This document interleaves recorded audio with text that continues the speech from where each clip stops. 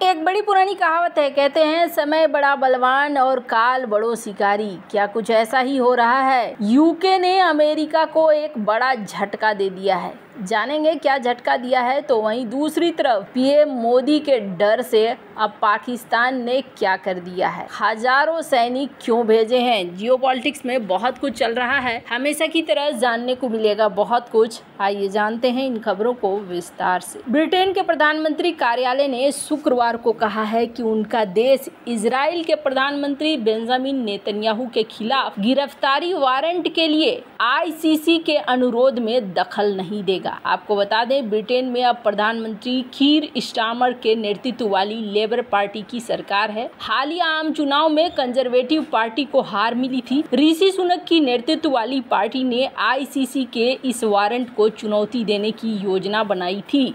Starmer के एक प्रवक्ता ने कहा कि ये पिछली सरकार का प्रस्ताव था जिसे चुनाव से पहले पेश नहीं किया गया था। मैं इस बात की पुष्टि कर सकता हूं कि नई सरकार हमारे लंबे समय से चली आ रही स्थिति के अनुरूप काम नहीं करेगी। ये मामला अदालत को तय करना है। आईसीसी के अभियोजक करीम खान ने इजरायली प्रधानमंत्री बेंजामिन नेतन्याहू और रक्षा मंत्री योआव गैलेंट और हमास के 3 नेताओं याहवा सिनवार, मोहम्मद दीफ और इस्माइल हनिये पर गाजा पट्टी और इजराइल में मानवता के खिलाफ अपराध और युद्ध अपराधों का आरोप लगाया। नेतन्याहू और अन्य इजरायली नेताओं ने इस कदम की निंदा की, इसे अपमानजनक और यहूदी विरोधी बताया है। राष्ट्रपति जो बाइडेन ने भी सुनक की तरह अभियोजक की आलोचना की थी। उन्होंने हमास से खुद की रक्षा करने के इजराइल के अधिकार का समर्थन किया था।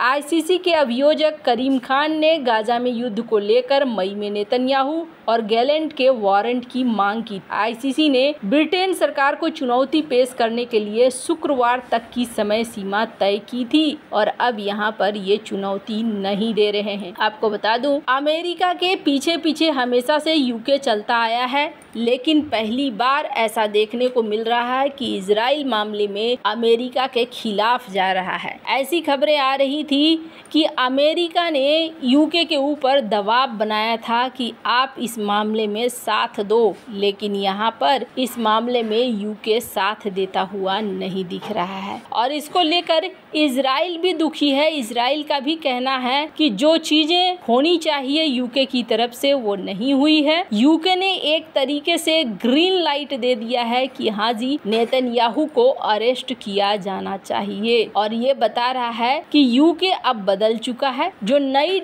सरकार है वो नई सरकार नई हिसाब से चल रही है और आने वाले समय में अमेरिका को और भी सारी दिक्कतें देखने को मिल सकती है। ये दूसरा बड़ा झटका है जो इसी हफ्ते इजराइल को मिला है। पहली बात तो कमला हैरिस का बयान स्क्रीन पर आप देख सकते हैं, जिसको लेकर इजराइल अभी तक दुखी है और कमला हैरिस को बयान को लेकर डोनाल्ड ट्रंप ने भी कहा कि ये जो चीजें हुई है ये गलत हुई है, ऐसा करने से इजराइल कमजोर हो जाएगा और अब यूके की तरफ से हाथ को पीछे खींचा जा रहा है। कहा जा रहा है कि यूके की कई सारी पॉलिसी में भी बदलाव देखने को मिल सकता है, खास तौर पर इजराइल के लिए। अब ये भी सवाल उठ रहा है कि क्या यूके इजराइल को हथियारों की सप्लाई भी करेगा कि नहीं करेगा। हाल ही में यूके के अधिकारी और इजराइल के अधिकारियों के बीच में मुलाकात भी हुई थी, लेकिन इस मुलाकात के बाद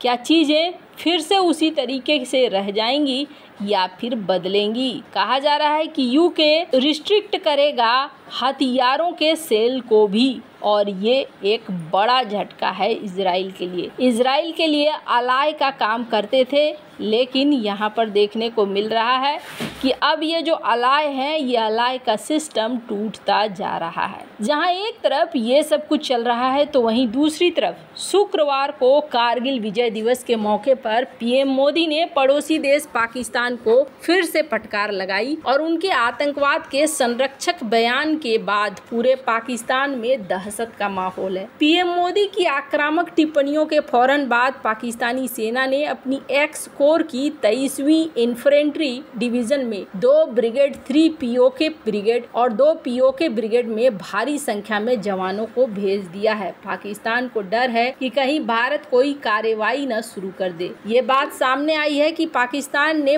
बॉर्डर पर अपनी सुरक्षा को मजबूत किया है और पीछे के सीमावर्ती क्षेत्रों में अतिरिक्त सुरक्षा तैनात की है। वहीं भारतीय सेना नियंत्रण रेखा पर कड़ी नजर रख रही है। भारतीय क्षेत्र में छिपे हुए लगभग 50 से 60 आतंकवादियों को एक्टिव रूप से तलाश कर रही है। मीडिया रिपोर्ट्स के मुताबिक पाकिस्तान के सेना प्रमुख ने वीडियो कॉन्फ्रेंसिंग के जरिए पाकिस्तान के कब्जे वाले कश्मीर के सभी वरिष्ठ अधिकारियों से बातचीत की। फिलहाल भारतीय सुरक्षा एजेंसियों के पास विश्वसनीय जानकारी है कि पाकिस्तान के कब्जे वाले कश्मीर के गोई, ठंडी कसी, मथरियानी, बालावली ढोक, मंढोल, कोलू की ढेरी, सकरिया, कोटली, मोची मोहरा, ग्रीन बम्प, पोलर और मोहरा के इलाकों में पाकिस्तानी सेना के अधिकारी और विशेष सेवा समूह बॉर्डर एक्शन टीम के सदस्यों के साथ आतंकवादी जमा हुए हैं। सियालकोट, सुकमाल, सकरगढ़, लूनी, अन्य सीमावर्ती इलाकों में मसूद अजहर के बड़े भाई सहित कई आतंकवादियों के साथ पाकिस्तानी रेंजर्स देखे गए हैं, ऐसा भी कहा जा रहा है। इसी बीच भारतीय सेना भी पुलिस के विशेष अभियान समूह के साथ एक संयुक्त अभियान में केंद्र शासित प्रदेश जम्मू और कश्मीर के जम्मू क्षेत्र में आतंकवादियों को खत्म करने के लिए एक अलग अभियान में लगी हुई है। सीमा सुरक्षा बल ने भी आधुनिक उपकरणों के माध्यम से सीमावर्ती क्षेत्रों की निगरानी बढ़ाने के साथ सुरंग रोधी अभियान शुरू कर दिया है।